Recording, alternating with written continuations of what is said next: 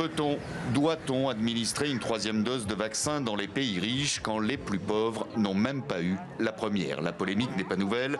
L'Organisation mondiale de la santé ne cesse de tirer la sonnette d'alarme, parle même de scandale et appelle à un moratoire sur ces campagnes de vaccination en cours ou envisagées.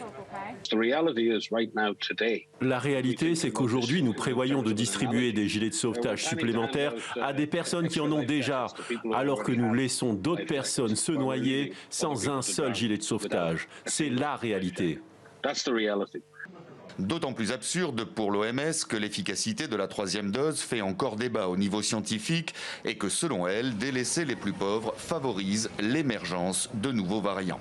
En termes d'inégalité, les chiffres parlent d'eux-mêmes. 80% des 4,5 milliards de doses injectées dans le monde l'ont été dans les pays les plus riches, États-Unis, Canada, Europe en tête.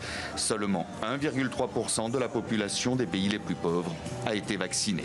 Alors quand la première puissance mondiale officialise le lancement de sa campagne de vaccination pour une troisième dose dès la fin du mois de septembre, Washington, pointé du doigt, se défend.